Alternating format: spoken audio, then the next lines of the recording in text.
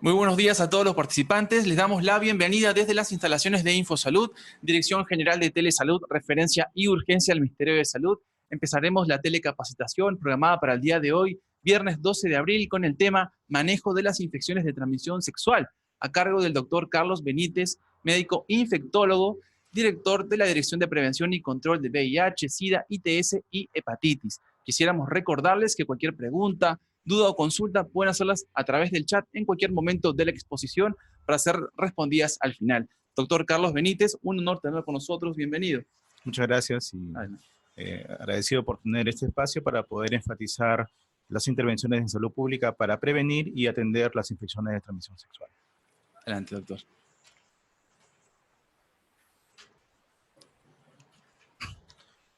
Muy bien, gracias a todos por su participación. Voy a tratar de resumir cuáles son las principales acciones, tanto preventivas como de recuperación de las infecciones de transmisión sexual en los diferentes establecimientos y servicios de salud.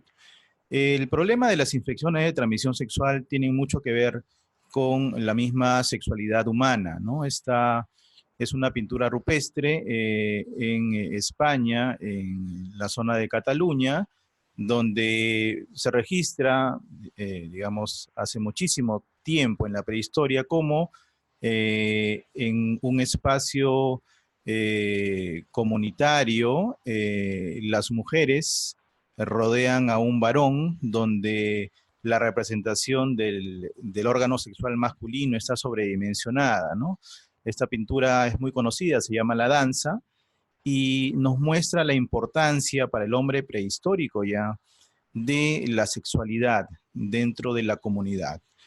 Sin embargo, la sexualidad, cuando no se lleva de manera responsable, puede conllevar riesgos de una serie de enfermedades que son todas infecciones y que se transmiten a través de las relaciones sexuales, llamadas infecciones de transmisión sexual. Esta es un poco de información epidemiológica a nivel global de la magnitud de las infecciones de transmisión sexual. Según la Organización Mundial de la Salud, cada día más de 1 millón de personas alrededor del mundo contraen algún tipo de infección de transmisión sexual.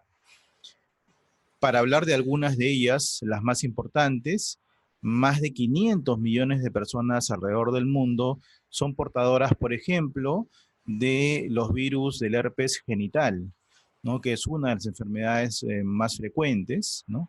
Más de 290 millones de mujeres alrededor del mundo están infectadas por el virus de papiloma humano, VPH, que como sabemos está muy relacionado, por un lado, al desarrollo de verrugas genitales, como también al desarrollo de cáncer de cuello uterino. Recordemos que algunas enfermedades infecciosas ocasionan directamente algunas neoplasias. Y otra cosa muy importante, en muchos casos, en la mayoría de casos, las infecciones de transmisión sexual son asintomáticas, no representan y no producen mayores síntomas, como es el caso, por ejemplo, de la infección por VIH, ¿no? O al tenerlos son síntomas muy leves que generalmente las personas subestiman y no hacen que finalmente acudan a los establecimientos de salud. Como está mencionado al final, algunas de estas infecciones de transmisión sexual, principalmente el herpes y sífilis, inclusive incrementan el riesgo de tener otra infección, como es el caso del VIH-Sida. Así que es muy importante conocer que las infecciones de transmisión sexual tienen una magnitud muy importante a escala global y representan aún un problema de salud pública muy importante. Más de 30 agentes infecciosos entre virus, bacterias y parásitos se pueden transmitir a través del contacto sexual, ¿no? Es una lista muy larga de agentes, pero de ellos hay 8 que tienen una importancia a escala global definida por su frecuencia o por su severidad. De las 8, 4 se consideran actualmente curables, son la sífilis, la gonorrea, las infecciones por clamidia y la infección por tricomonas, y las otras 4 enfermedades son enfermedades llamadas no curables, dentro de las cuales está el virus del VIH, el virus de papiloma humano, los virus del herpes simple y el virus de la hepatitis tipo B. Hablando un poco del manejo, y quisiera aquí ser bastante didáctico y también sencillo en la manera como tenemos que entender la atención, es que para cortar la cadena de transmisión de las infecciones de transmisión sexual, es muy importante hacerlo lo más pronto que podamos. Es decir, en la primera oportunidad que tenemos contacto con una persona que puede tener una infección de transmisión sexual, tenemos que manejarla oportunamente porque ello corta la cadena de transmisión y de esa manera evitamos que un contacto sexual de esta persona pueda adquirir alguna infección transmitida sexualmente. Vamos a repasar más adelante algunos aspectos del manejo oportuno y de las famosas 4 Cs en el manejo en el primer nivel de la atención de las infecciones de transmisión sexual. Hay que saber que hay diferentes formas de abordar y de manejar el gran grupo de infecciones de transmisión sexual. 2 de ellas están ahí mencionadas. El manejo sindrómico, que considero muy importante de conocer para efectos de nuestro sistema de salud, que tiene básicamente como concepto el dar un tratamiento para las principales enfermedades que están produciendo un conjunto determinado de síntomas que se agrupan en llamados síndromes, que lo vamos a luego a detallar.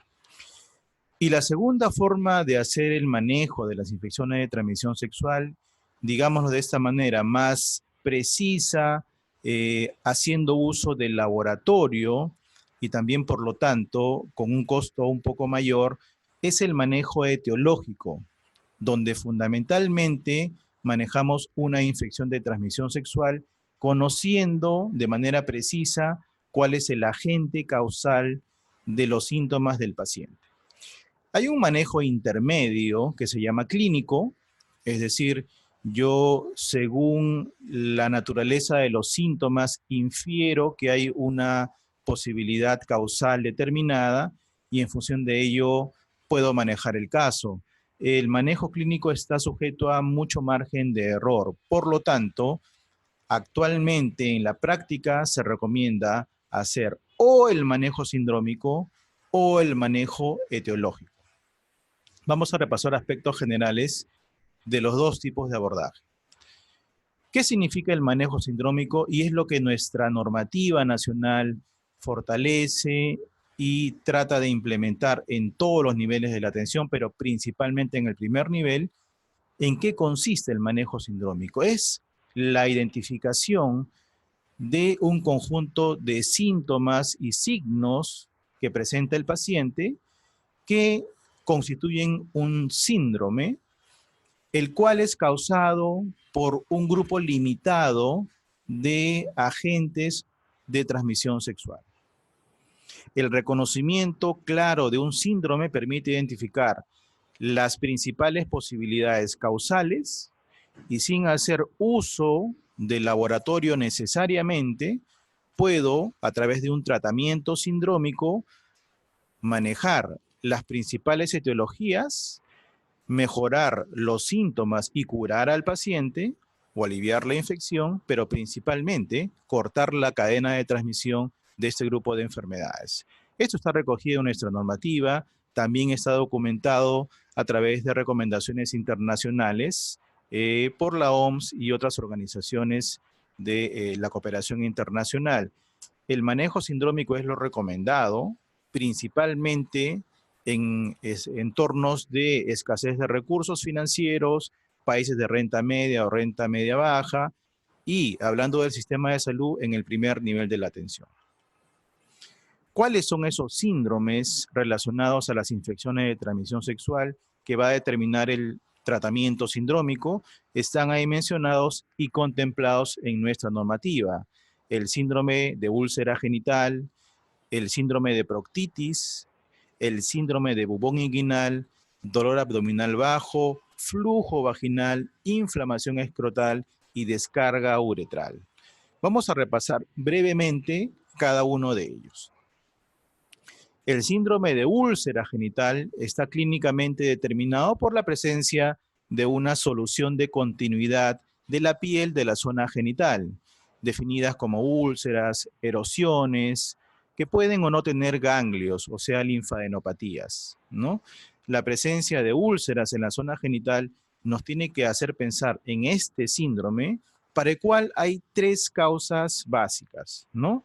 Primero, los virus del herpes simple tipo 1 y tipo 2. Segundo, el agente causal de la sífilis, que es el Treponema pallidum. Y tercero, una bacteria que se llama Haemophilus ducreyi. Es decir, para las causas de la úlcera genital tenemos tres agentes diferentes: virus de herpes simple, un treponema que causa la sífilis y una bacteria que causa el llamado chancroide producido por Haemophilus. Por lo tanto, si identificamos un paciente con úlcera genital, tenemos que dar un tratamiento que cura esos tres agentes causales.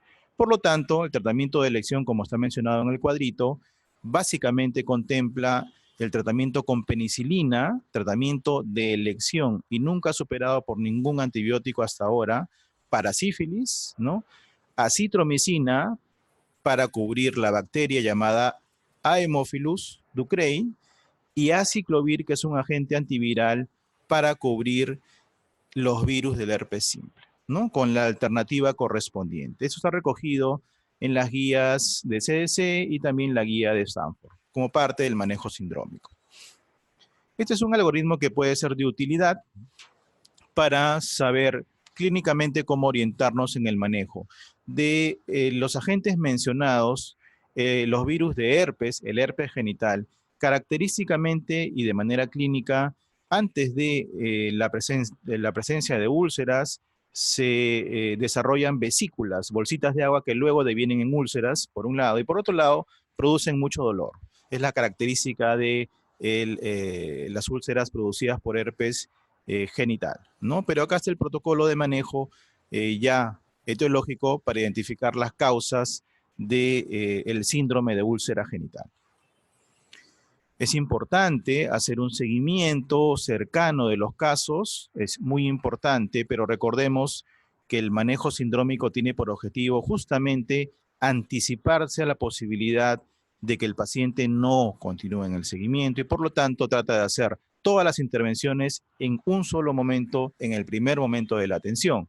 Sin embargo, si hay un seguimiento adecuado y no hay mejoría, puede tratarse de problemas tanto con el diagnóstico como por problemas en el cumplimiento del tratamiento. Recordar también que en algunos casos de úlceras muy extensas, la recuperación puede tardar un poquito y eso ya es parte del manejo clínico en cada uno de los casos.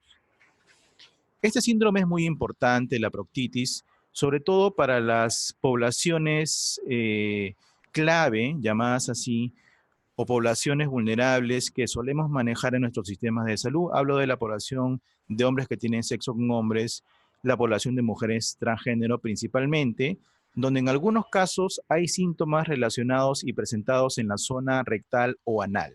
Dolor, ¿no? De pasivo o dolor durante la defecación, picazón, secreción o flujo por la parte anal, presencia de sangre o moco en las deposiciones, son parte del llamado síndrome de proctitis, ¿no? Definido por la presentación de los síntomas en una persona que tiene relaciones por vía anal. En este caso, los agentes causales son Neisseria, el agente causal de la gonorrea, clamidia, puede ser también sífilis y pueden ser también virus de herpes simple. En estos casos, la cobertura tiene que ser amplia para las bacterias a través de la ceftriaxona y acitromicina y también cobertura antiviral con el aciclovir, ¿no? Importante, ¿no? Si una persona de las poblaciones vulnerables o clave viene con síntomas en la zona anal, donde principalmente hay un flujo, una descarga por esa zona, sangrado o dolor, siempre tener presente que puede ser una infección de transmisión sexual producida por estos agentes y tratarlo de manera inmediata. El síndrome de bubón inguinal es básicamente resultado de lesiones que se presentan en la parte inguinal, donde se produce una infección, una inflamación y finalmente la generación de abscesos, de colecciones purulentas en la zona inguinal que luego se ulceran, ¿no? Característicamente, este síndrome es muy llamativo, muy doloroso, lleva al paciente al servicio de salud y principalmente lo producen dos bacterias, Clamidia trachomatis y Haemophilus ducreyi. Por lo tanto, el tratamiento es básicamente antibacteriano. En este caso, la recomendación es usar doxiciclina durante 14 días acompañado de acitromicina, ¿no? Es relativamente sencillo de hacer el diagnóstico y siempre recordemos que hay que tratarlo de manera inmediata. Este síndrome, el síndrome de dolor abdominal bajo, es muy característico en el caso de mujeres, ¿no? Donde básicamente se presenta un dolor persistente que se incrementa con la palpación abdominal o pélvica, en el examen ya específico, dolor a la palpación o movilización de los anexos, ¿no? Se acompaña de secreción cervical purulenta, flujo vaginal, en algunos casos a fiebre también. Para el síndrome de dolor abdominal bajo, los agentes causales son básicamente dos. El que produce la gonorrea, Neisseria gonorrheae, y la Clamidia trachomatis, ¿no? Entonces, estos dos agentes pueden producir una gran variedad de presentaciones en cuanto a la intensidad de este síndrome. Pueden ser muy leves los síntomas o ya hablar de un cuadro febril, infeccioso muy severo, y por lo tanto el manejo puede ser diferente en función de la severidad del caso. En general, cuando es un manejo ambulatorio, se recomienda el tratamiento combinado de antibióticos, como está en el cuadro, ceftriaxona con acitromicina y doxiciclina con metronidazol para cubrir estos dos gérmenes, aunque en algunos casos amerita la hospitalización y el manejo ya será a través de la vía endovenosa. Importante tratar oportunamente el dolor pélvico porque recordemos que su cronicidad va a determinar una serie de consecuencias graves para la salud reproductiva de la mujer. Esto es muy importante de poder detectarlo y controlarlo a tiempo. Este probablemente es el síndrome que con más frecuencia se presenta y se reporta en el sistema de salud. El famoso síndrome de flujo vaginal, lo que las mujeres suelen denominar descensos vaginales, ¿no? Como está mencionado ahí, básicamente es una descarga, una secreción vaginal que puede o no tener mal olor, que ocasionalmente se acompaña de picazón, de prurito y también de dificultades o ardor al miccionar. Hay una gama variada de agentes que pueden producirlo, ¿no? En estos casos, tricomonas, clamidia y gonorrea son los tres agentes de transmisión sexual involucrados, pero hay que mencionar que en algunos casos los agentes que producen el síndrome de flujo vaginal no son gérmenes que se transmitan sexualmente. Y acá hay dos principalmente que hay que diferenciar. Cándida, ¿no? Que es un hongo que produce con bastante frecuencia flujo vaginal, pero hay que recordar que la cándida está en todas partes. No es un agente que se transmita a través de la vía sexual. Y segundo, lo que está mencionado en rojo en el cuadrito, el germen que produce la llamada vaginosis bacteriana, que se llama Gardnerella, que también no se transmite a través de la vía sexual, sino que es parte de la flora normal de la vagina. Por lo tanto, como está mencionado, estos dos no son considerados propiamente infecciones de transmisión sexual. Por lo tanto, el manejo del síndrome de flujo vaginal es muy sencillo. Básicamente, la cobertura tiene que ver con metronidazol, ¿no? Un antibiótico, y fluconazol, que es un antimicótico, ¿no?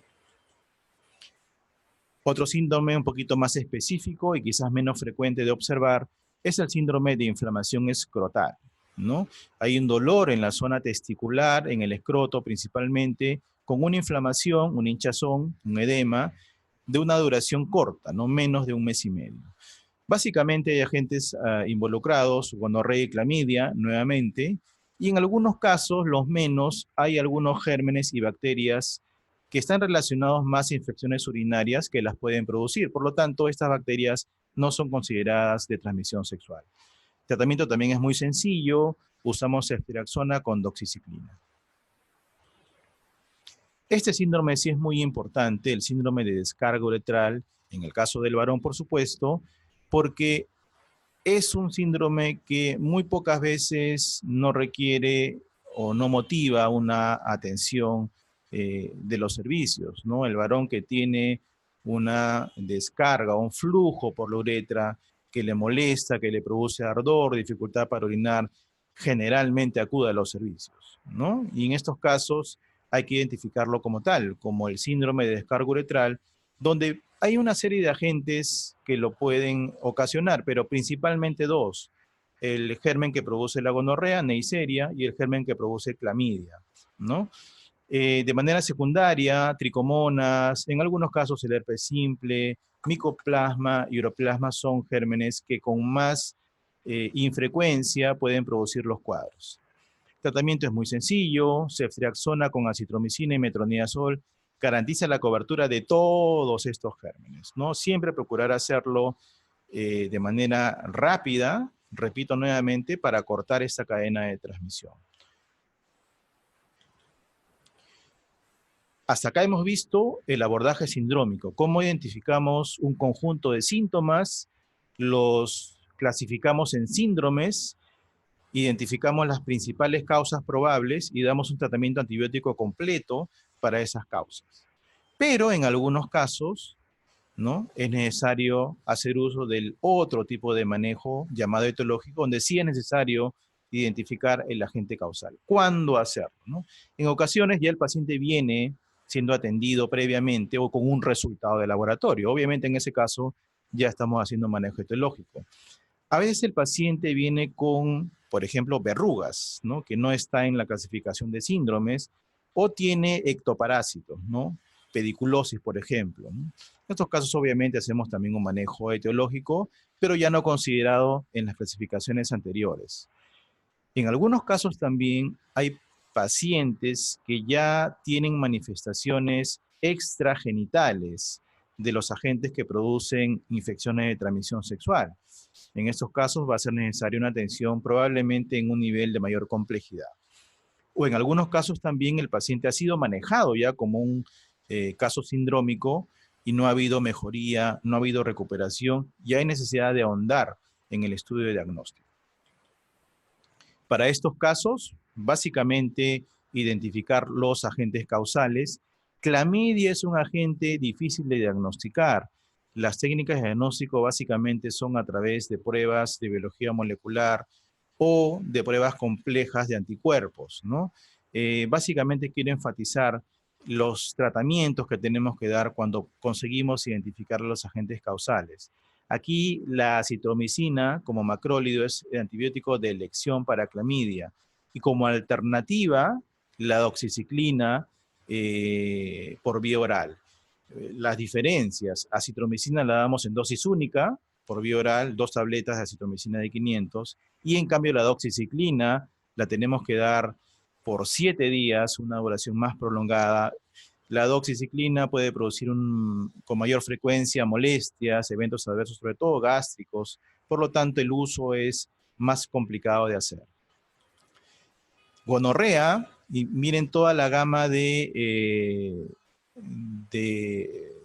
cuadros clínicos que puede dar gonorrea, desde una infección uretral que produce la descarga, hasta una endocarditis, que son ya variaciones mucho más complejas, pero es toda la gama clínica que puede darnos gonorrea. Y para tal, los tratamientos en general son bastante similares. El uso de ceftriaxona como una cefalosporina de tercera generación y acitromicina como un tratamiento complementario.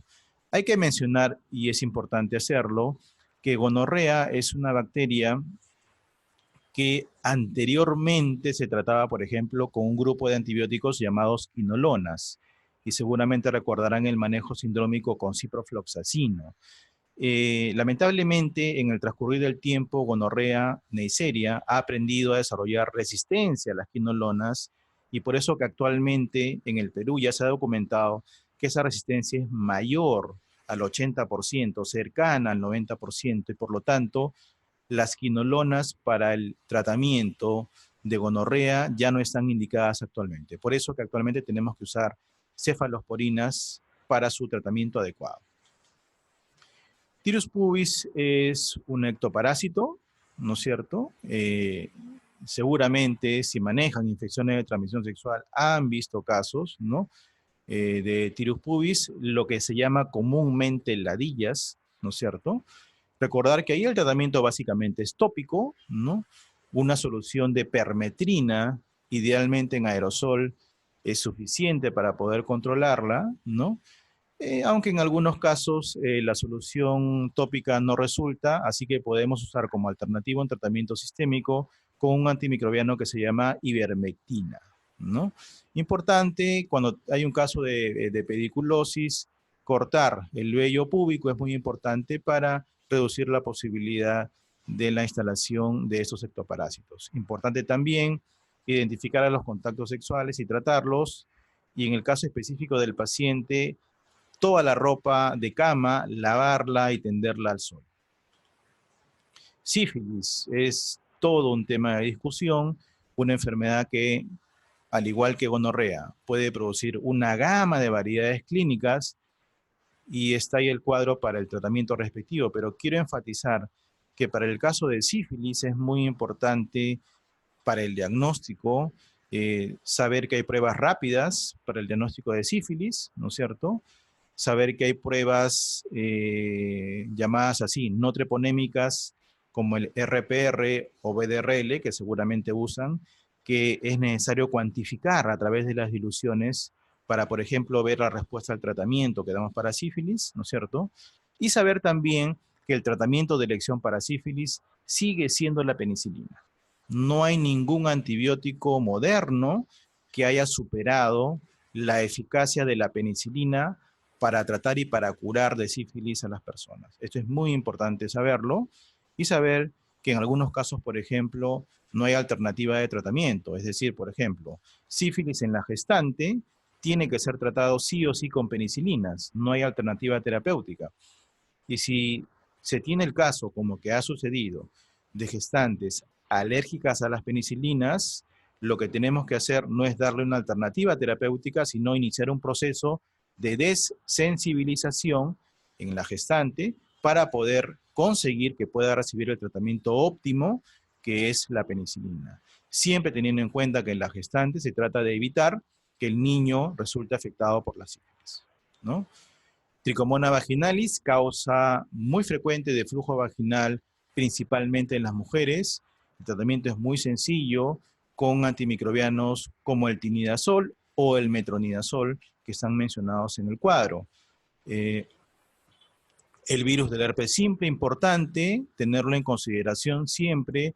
Los virus del herpes genital, como he mencionado anteriormente, característicamente producen úlceras, pero a diferencia de las úlceras que produce sífilis o produce, por otro lado, hemófilus, son úlceras que previamente fueron vesículas, es decir, las lesiones empezaron como manchitas de color rojo, evolucionaron a vesículas, que son bolsitas de agua, y luego evolucionaron a úlceras cuando se rompen las vesículas, que característicamente son muy dolorosas, ¿no?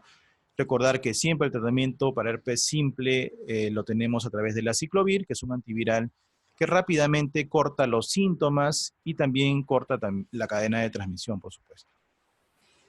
Este es un virus muy importante para el cual, por ejemplo, ahora tenemos vacuna, que es importante implementarla para la prevención de las lesiones relacionadas a VPH, pero básicamente relacionado al tema de las verrugas, recordar que las verrugas tienen un tratamiento tópico. Hay sustancias y procedimientos que usamos sobre la verruga para reducir su extensión, reducir su volumen, ¿no?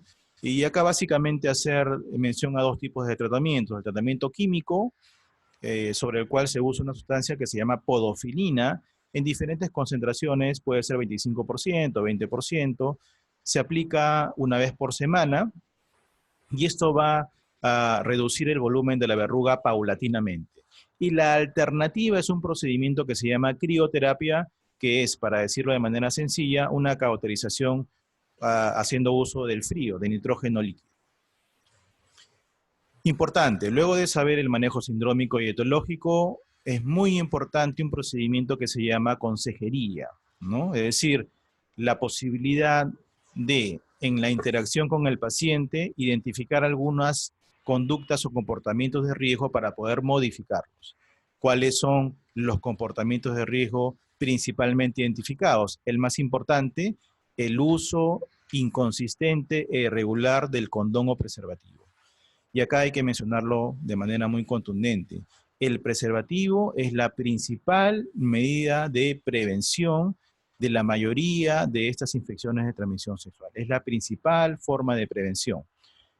Y el preservativo se distribuye de manera gratuita en los establecimientos. Tenemos que conseguir que las personas que acudan por esos problemas siempre reciban información y no solamente la entrega de preservativos, enseñarles cómo se usa el preservativo, en qué momento usarlo, ¿no? Es muy importante.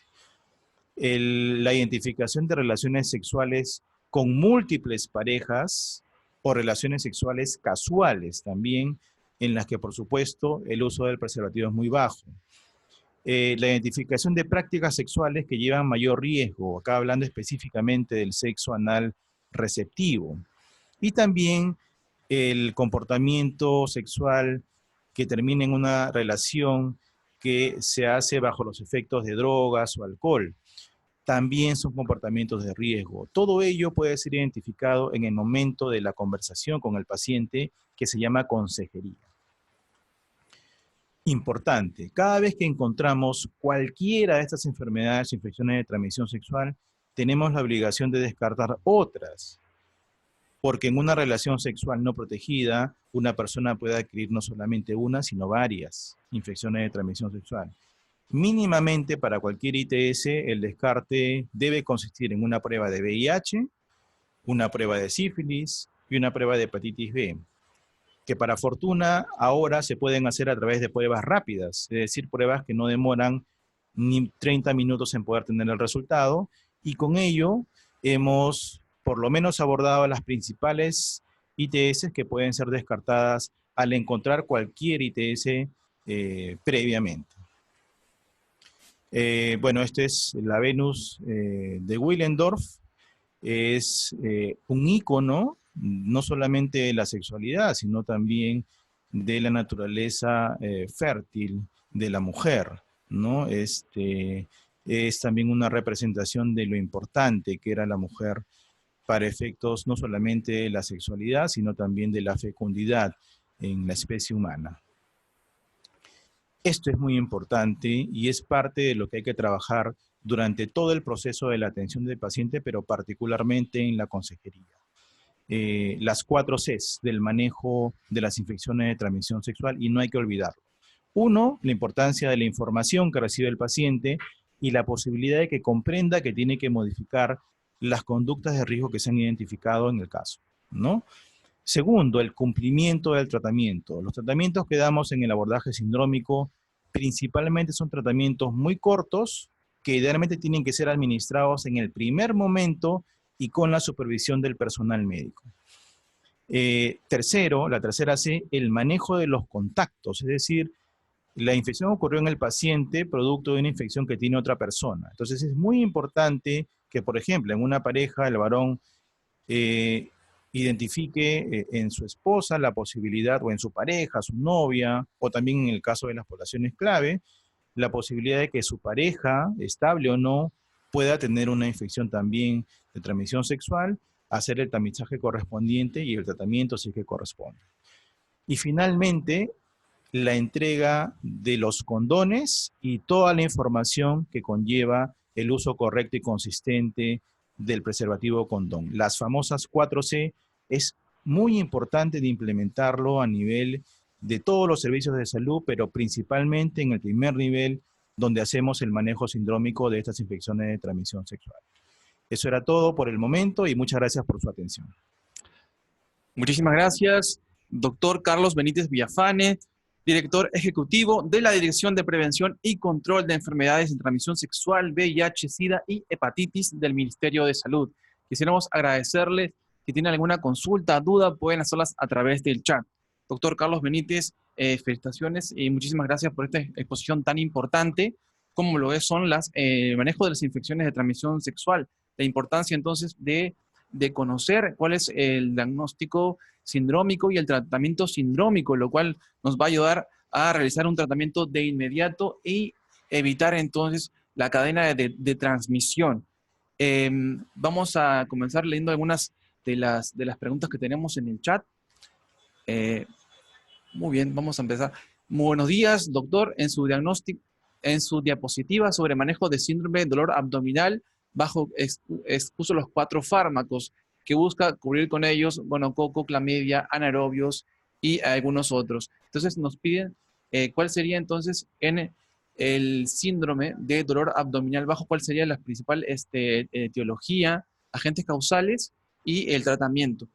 Sí, buena pregunta. En el caso de el síndrome de dolor abdominal bajo, llamado también técnicamente enfermedad pélvica inflamatoria, la etiología es multicausal, es decir, hay varios gérmenes involucrados en su generación, por un lado, y por otro lado hay diferentes grados de severidad del cuadro, ¿no? Desde un cuadro caracterizado por un dolor muy leve, con un flujo vaginal inexistente, ¿no? Hasta cuadros donde ya puede haber una inflamación o irritación peritoneal con síntomas sistémicos y fiebre, ¿no? En ese sentido, el tratamiento antimicrobiano tiene que ser de amplio espectro, pero principalmente cubriendo efectivamente Neisseria, clamidia, anaerobios y también la posibilidad de gram positivos, ¿no? Entonces, es una cobertura de amplio espectro que también va a tener variaciones en cuanto al tipo de antibiótico en relación a la severidad de cada caso. Doctor, entonces, en atención primaria, ¿cuáles serían los medicamentos que sí o sí deben haber en farmacia, que no deben de faltar para poder tratar las infecciones de transmisión sexual? Sí, efectivamente es muy importante como parte ya de la gestión programática contar de manera permanente con los antibióticos y antimicrobianos en general para el abordaje sindrómico de las infecciones de transmisión sexual. No debe faltarnos, por ejemplo, antibióticos como la ceftriaxona, ¿no? Como la acitromicina, como el metronidazol, ¿no? Que son los más importantes para el gran grueso de infecciones que manejamos, el fluconazol, los óvulos de clotrimazol, ¿no? Tenemos, como saben, los gestores en los establecimientos de salud, programas presupuestales que tienen por objetivo cubrir la necesidad de medicamentos, ¿no? Pero es importante fortalecer también esta gestión. Entonces, lo que no debe faltar es el tratamiento, luego de poder identificar el caso, que la persona se vaya con tratamiento para cortar la cadena de transmisión. Muy bien, muy importante entonces tener estas guías, este tratamiento sindrómico y asegurar el tratamiento en nuestros centros, establecimientos de salud para que la población esté tratada. Bien, nos han preguntado también, doctor, en cuanto a las pruebas rápidas, ¿cuál es el periodo de ventana tanto para hepatitis B, VIH? Sí, buena pregunta también. Las pruebas rápidas, y acá hay diferencias, pero voy a hablar en general, para hepatitis B y para VIH, tienen actualmente la posibilidad de detectar no solamente anticuerpos, sino también antígeno. Entonces, esas son las llamadas pruebas de cuarta generación para VIH y permiten acortar el periodo de ventana a algunas semanas, ¿no? A diferencia de la prueba rápida que solamente detecta anticuerpos, donde el periodo puede ser un poco mayor, ¿no? En el caso de hepatitis B, el losaje del antígeno en superficie en general tiene un periodo de ventana corto, pero hay que recordar que luego de una exposición sexual hay que hacer un seguimiento del paciente y del caso que debe culminar recién 6 meses después de la exposición. Es decir, si ha habido una exposición sexual, ¿no? Que inclusive ha terminado con una infección de transmisión sexual, el seguimiento tiene que ser más allá de una sola consulta. tiene que durar a través de pruebas de manera repetitiva hasta 6 meses luego de la exposición. Entonces es muy importante entender que el tamizaje inicial para tratar de encontrar o buscar otras enfermedades de transmisión sexual no acaba en la primera consulta, sino que hay que hacer un seguimiento posterior. Excelente, doctor, muchísimas gracias. Nos han también preguntado, eh, buenos días, doctor, en el caso de tricomoniasis, el tratamiento es de metronidazol, 500 miligramos bioral cada 8 horas por 7 días, y pregunta si se le daría óvulos para regenerar los tejidos del cérvix, y si fuera, ¿cuál sería? Sí, es interesante la pregunta porque conversábamos que en el caso del flujo vaginal hay algunos agentes, algunos gérmenes que no se transmiten por vía sexual y ahí está básicamente la Gardnerella, ¿no? La Gardnerella es parte de la flora vaginal bacteriana y cuando hay un caso de tricomoniasis, el tratamiento que se le da, que es efectivamente con metronidazol o tinidazol, puede alterar esa flora vaginal, ¿no? La pregunta es cómo recuperarla. Eh, eh, Hasta donde yo conozco, las intervenciones para restaurar la flora vaginal no tienen una evidencia sólida que recomiende su uso, pero en general lo que se recomienda en estos casos es, luego de culminar el tratamiento antibiótico, eh, digamos, hacer uso de la higiene habitual femenina, ¿no? Donde, por ejemplo, hay que evitar el tema de las duchas vaginales, el tema de usar cremas que no tienen indicación médica, básicamente medidas generales. No hay una recomendación específica para restaurar esa flora vaginal luego de un tratamiento antibiótico con metronidazol. Excelente, doctor, muchísimas gracias. También nos están preguntando el tema de las gestantes. Sí, hay dos preguntas también sobre tratamiento en gestantes, por favor, y si nos puede ampliar, por favor, el manejo de ITS en gestantes. Sí, como saben todos, en la gestación hay que tener mucha precaución con los antibióticos en general que uno pueda usar. No hablaremos de todas las infecciones de transmisión sexual, pero sí puedo mencionar algunos que no hay que usar. Las quinolonas, como ciprofloxacino, no debemos usarlas. La doxiciclina no debemos usarla y por eso les mencionaba y enfatizaba que la doxi, que es una alternativa a la penicilina en caso de sífilis, no se debe usar en la gestación, es muy importante tenerlo en cuenta. Para otros antibióticos, como por ejemplo el trimetopin, hay que tener precaución en el uso. Yo recomendaría en estos casos ya particularizar cada caso, no podemos generalizar, pero esos antibióticos en general no están indicados durante la gestación. Es muy importante entonces tener esas consideraciones en las gestantes. Nos preguntan también, doctor, buenos días. Tuve 2 casos de paciente con cándida vaginal en forma reiterativa más de 3 veces al año. Con el clotrimazol no hubo buen efecto. ¿Qué me recomendaría como tratamiento alternativo? Muchas gracias. Muy bien, es un caso muy interesante que se suele ver con cierta frecuencia en la práctica, ¿no? O sea, mujeres que tienen lo que se llama candidiasis vaginal recurrente, ¿no? O refractaria al tratamiento, que no responde a lo que le damos.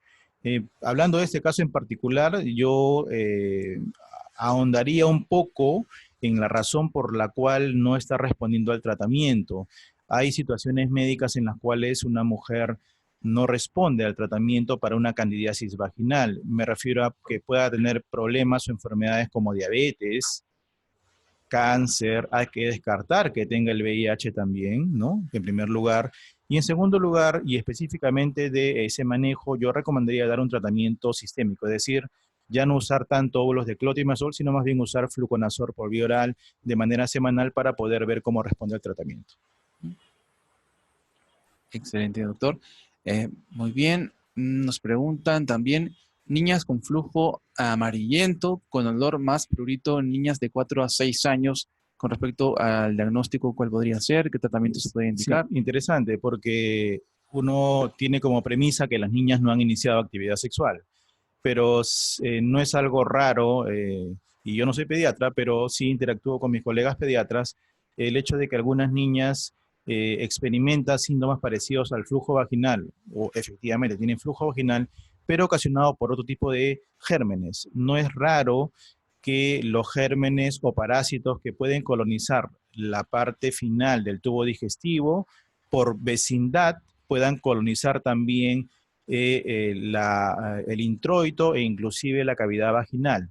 Es decir, en estos casos hay que averiguar la presencia de otro tipo de bacterias y también de algunos parásitos que pueden producir esos síntomas en las niñas. Pero en este caso la recomendación es, por supuesto, ir con el pediatra. Excelente. Nos habían también preguntado sobre si siempre se realiza el tratamiento a la pareja, en qué caso también se realiza el tratamiento a la pareja y también hay que proscribir las relaciones sexuales. No hay que proscribir las relaciones sexuales. La sexualidad humana es parte de nuestra naturaleza. Yo creo que en el tema del abordaje de la pareja hay que ser muy cuidadosos como personal de salud porque no queremos propiciar pues una dificultad en la relación de la pareja, ¿no es cierto? Por eso es que básicamente la consejería tiene por objetivo hacer entender a la persona que viene con una enfermedad o infección de transmisión sexual que hay que conseguir que su pareja se pueda evaluar, ¿no? Tanto ante la presencia de síntomas como en su ausencia, a través de pruebas de laboratorio, para estar seguros de que la infección no se ha compartido con la pareja. Es más, si es una persona, por ejemplo, que no tiene pareja estable, en algunos casos se puede hacer también la exploración de las parejas que ha tenido en los últimos meses, ¿no? Para buscar el descarte de algunas enfermedades también. Eh, Todo esto y este enfoque del abordaje de las parejas sigue teniendo como objetivo un concepto claro en salud pública que es el cortar la cadena de transmisión para evitar que más personas de la comunidad o de la población puedan terminar con una infección de transmisión sexual. Muchísimas gracias, doctor. Nos habían preguntado también adelante sobre el tratamiento de las verrugas genitales, si había otra opción también aparte de la podofilina y la crioterapia. Y tenemos una pregunta también que nos dice qué opinas sobre el tratamiento de condilomas con imiquimod. Sí, para el tratamiento de verrugas en realidad hay varias alternativas, solo he mencionado las que están más recomendadas, podofilina y crioterapia, ¿no? En la experiencia nuestra, crioterapia es un tratamiento muy efectivo, ¿no? Pero imiquimod también es una posibilidad. No está tan disponible en nuestro mercado nacional, ¿no? Pero también es una alternativa bastante eficaz. También hay podofilotoxina, que es diferente a la podofilina, que inclusive permite la autoaplicación por parte del paciente. Son diferentes alternativas frente al tema de verrugas. Mi sugerencia es siempre que las personas acudan con el personal de salud para, con su experticia, poder ofrecerle el tratamiento que se acomoda mejor al paciente y el tratamiento que ha utilizado más el personal de salud. Muchísimas gracias, doctor. También nos han preguntado en el caso de que no se pueda, ¿cuándo es que no se puede realizar un tratamiento sindrómico? ¿Se realiza entonces el tratamiento etiológico y cuándo se debería entonces realizar la referencia a un establecimiento de mayor complejidad? Sí, como lo mencionamos en alguna de las diapositivas, yo creo que la indicación fundamental de hacer uso del manejo etiológico es cuando el tratamiento sindrómico pues no ha tenido resultados, ¿no? Si hemos dado un tratamiento sindrómico inicial a un paciente con la finalidad de mejorar los síntomas y cortar la cadena de transmisión, y luego de algunos días la persona vuelve con los síntomas, definitivamente hay que hacer uso de las herramientas de diagnóstico para identificar específicamente el agente causal y dar el tratamiento correspondiente. Puede que ello se dé en el nivel donde estamos atendiendo, por ejemplo, si es un hospital de tercer nivel o segundo nivel, podemos ahí mismo hacer uso de las herramientas de diagnóstico, pero si es un primer nivel, habría que evaluar la posibilidad efectivamente de hacer la derivación o transferencia a un nivel de mayor complejidad.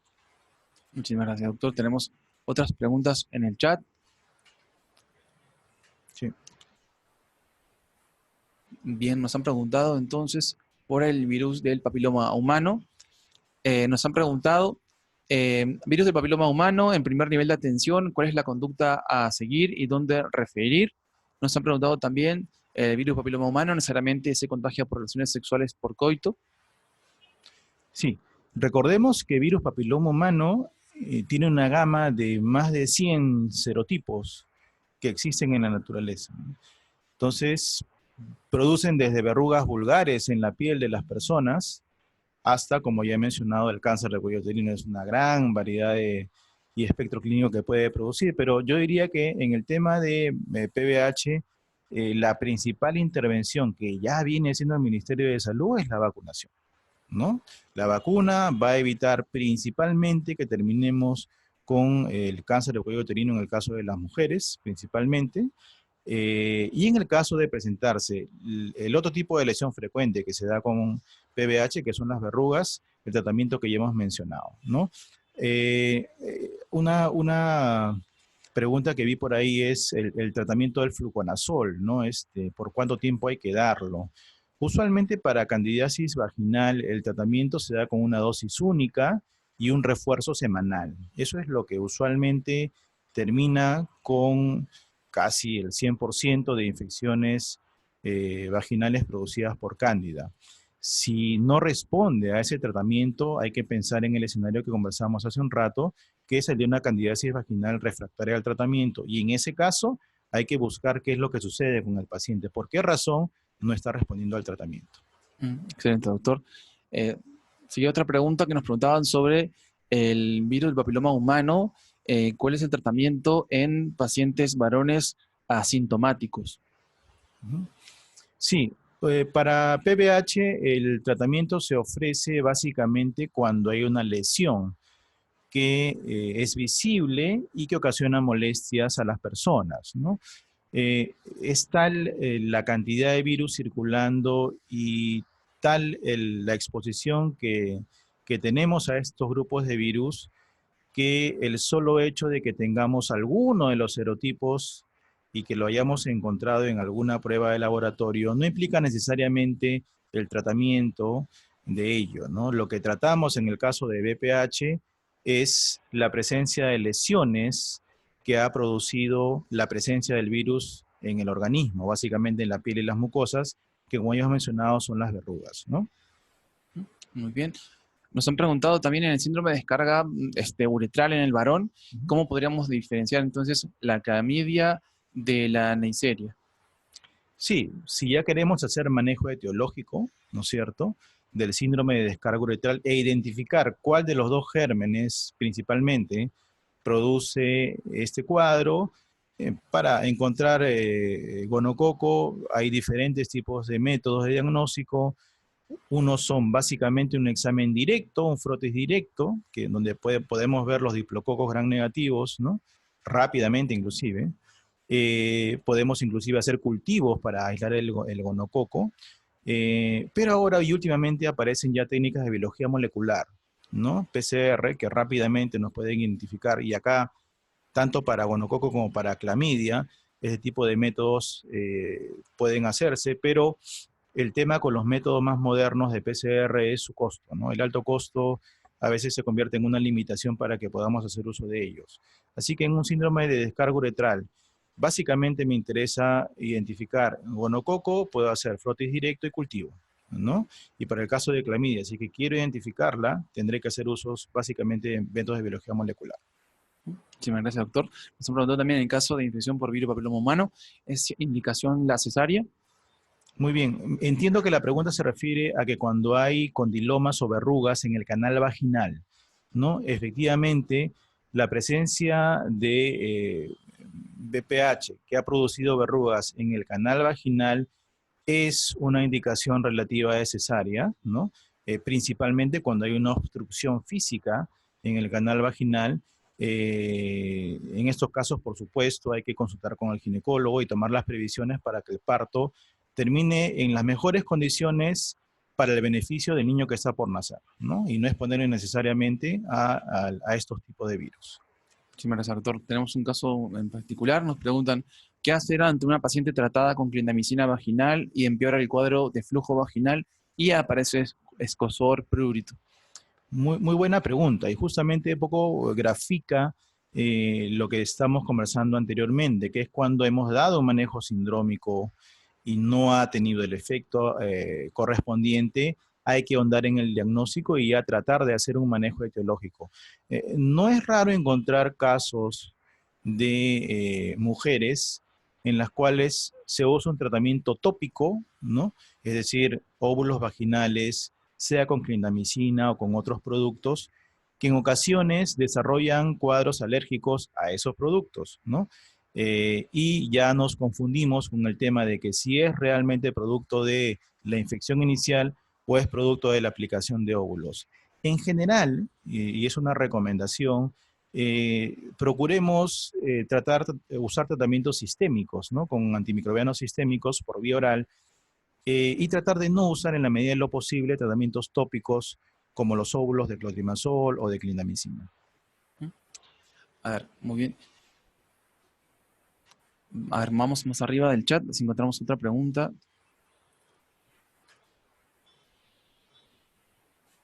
Ah, sí, nos habían preguntado, buenos días, ¿podría informarnos por qué contactos en casos de sífilis resultan con EPR no reactivas? Sí, recordemos que las infecciones de transmisión sexual no tienen una transmisión al 100%. Es decir, el hecho de que yo encuentre una persona con sífilis y venga con su pareja no quiere decir que la pareja sí o sí va a tener sífilis, ¿no?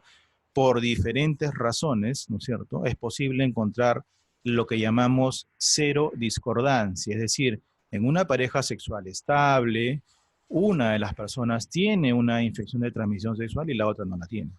Así que eso, que claro, puede sonar extraño, en realidad es algo frecuente que vemos en la práctica, ¿no? Es posible que una persona tenga sífilis y su pareja no necesariamente. Excelente, doctor. Doctor, ¿podría repetirnos, por favor, las 4C y cómo aplicarlas, por favor? Sí, es muy importante tener en cuenta las 4 Cs para el manejo en general de las infecciones de transmisión sexual, ¿no?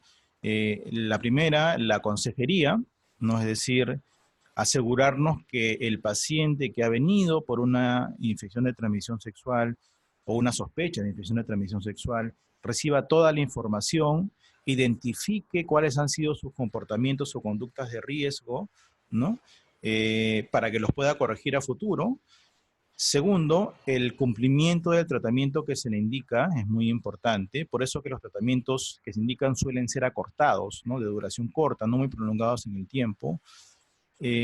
Tercero, el manejo de los contactos que ya hemos estado conversando, tratar de hacer que la pareja sexual estable o las últimas parejas sexuales también puedan ser evaluadas. Y finalmente, la información y acerca del uso del preservativo, ¿no? Cómo hay que usarlo, inclusive a través de técnicas de demostración de la colocación del preservativo. Y recordemos que ahora también hay preservativo femenino, condón femenino, no solamente el masculino, y la entrega de los mismos, del insumo del preservativo, para nuevamente, repito, cortar la cadena de transmisión. Las 4 Cs tienen que ser una herramienta que el personal de salud maneje en todas y cada una de las consultas que tengamos frente a una persona afectada por una infección de transmisión sexual. Muchísimas gracias, doctor Carlos Benítez. ¿Algunas recomendaciones finales para todos los establecimientos de salud que nos están viendo desde la atención primaria sobre este tema tan importante? Sí, nosotros como Ministerio de Salud y como Dirección de VIH, ITS y Hepatitis, estamos actualmente en plena tarea de poder actualizar la normativa que ya tenemos, pero que, dado el avance tecnológico y aparición de nuevos tratamientos, siempre es importante hacer, ¿no?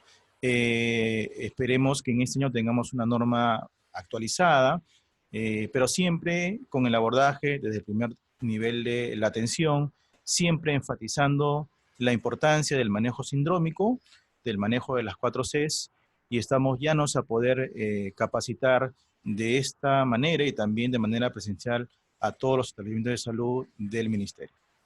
Muchísimas gracias, doctor Carlos Benítez Villafane, director ejecutivo de la Dirección de Prevención y Control de Enfermedades de Transmisión Sexual, VIH, SIDA y Hepatitis del Ministerio de Salud. Quisiéramos recordarles a los participantes que esta telecapacitación, igual que todas nuestras telecapacitaciones, van a ser colgadas en el canal de YouTube Telesalud Minsa, donde podrán visualizarlas desde donde quieras, cuando quieran. Agradecemos entonces al doctor Carlos Benítez Villafane y les recordamos que continuamos con nuestras siguientes telecapacitaciones del día de hoy. Tenemos Tele-IEC a las 3 de la tarde con el tema Zika, chikungunya, dengue y malaria. Estar prevenidos es una Tele-IEC dirigida a toda la población en general. Están todos bienvenidos. Doctor Carlos Benítez, muchísimas gracias. Muchas gracias. Bienvenido.